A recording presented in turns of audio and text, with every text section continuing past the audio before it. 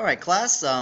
This is Mr. Beller, and I am taking the part of my afternoon to go over the assignment regarding the slavery controversy. This is for people who were absent today. Um, First of all, this does not all have to be done over the break. We will work on this for the duration of first block on Monday, November 30th. We will not write the essay until flex time on that day. So uh, break up your assignment however you want. Just make sure that you know that you will only have 80 minutes to finish up anything on that Monday. So ultimately, what we want to be able to do is we want to be able to answer or write an essay regarding this prompt right here.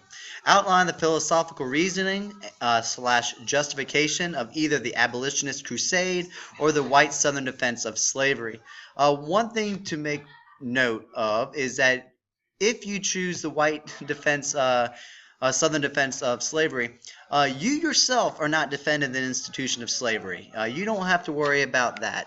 I'm not asking you to defend slavery. All I'm asking you to do is outline the argument that white Southerners had in the years leading up to the Civil War, all right, that justified the institution of slavery for them. All right, so you yourself are not doing that. You're saying here are the arguments that they had regarding slavery. Anyway, so what do we have to do for this assignment? I'm going to come back to these links here in just a moment. But first of all, part one, the background research. The objective here is to use chapter 16 of your textbook to gain sufficient background knowledge regarding the antebellum Southern society and the economy, and also the rise of the abolitionist movement. So this is going to give you your foundation, and hopefully will allow you to make an informed decision on which side, which perspective you want to write your essay on. How are we going to do this? You want to combine the Freyer model and the Feynman technique.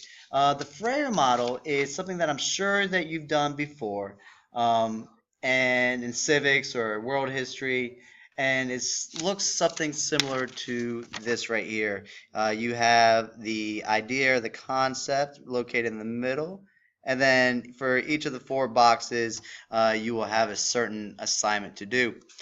So step one of the background research is that I've listed out for you the 7 objectives that the American pageant has for chapter 16.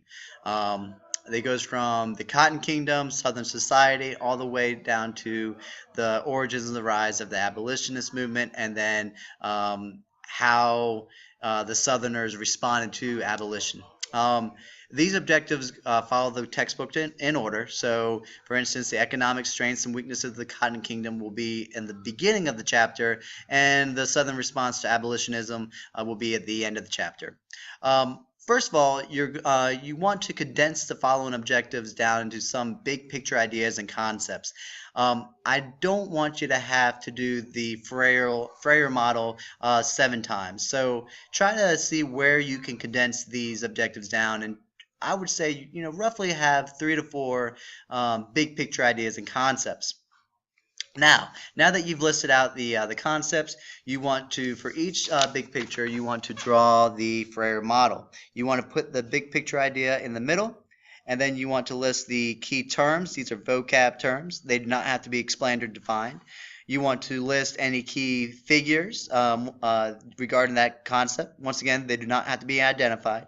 You want to point out any key events or historical processes and developments.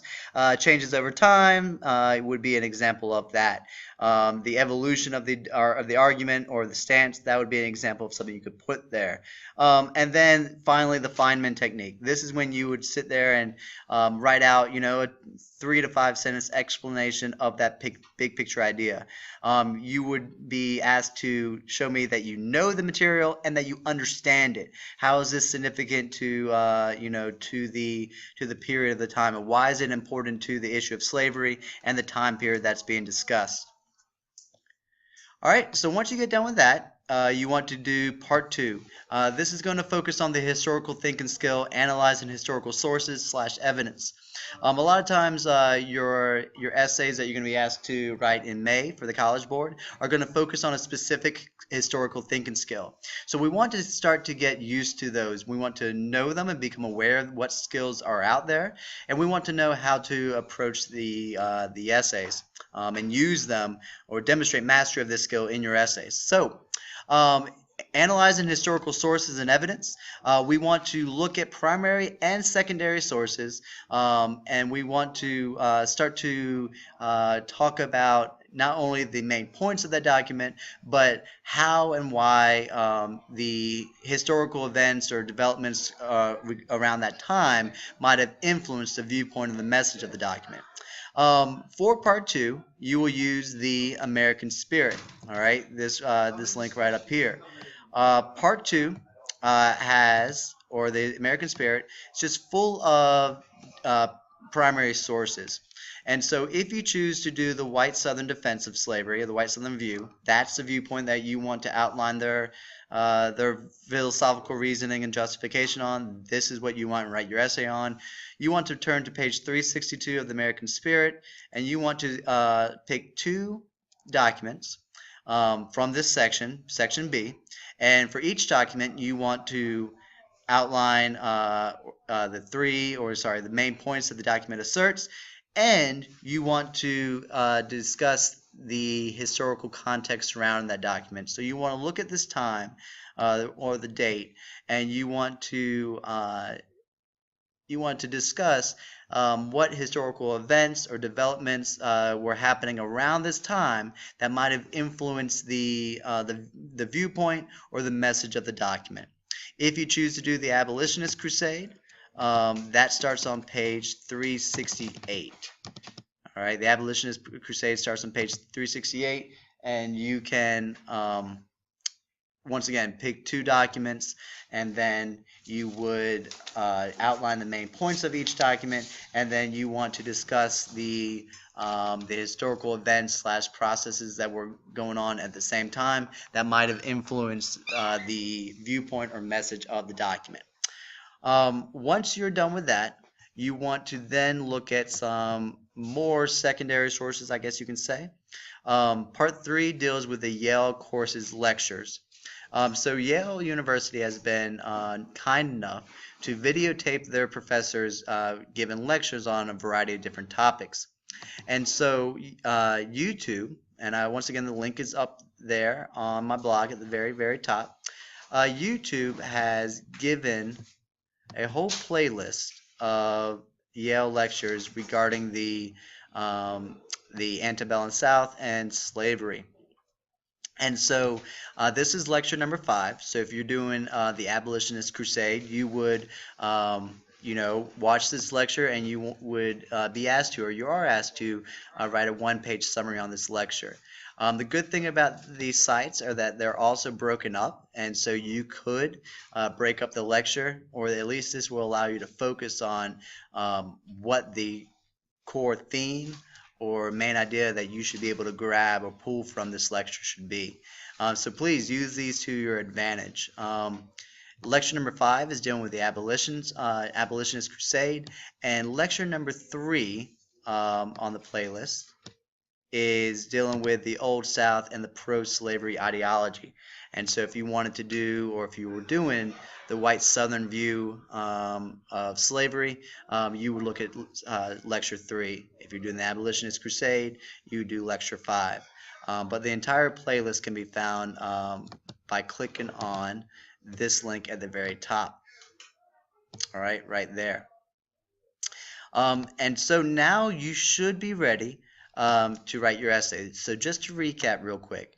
Part 1, you're reading chapter 16 of the textbook, and you're using the Freire model and the Feynman technique to condense these 7 objectives down into a select few big picture ideas and concepts. You want to write the big picture idea and concept in the middle of this Freire model. Key terms, key figures, key events / developments over that period of time.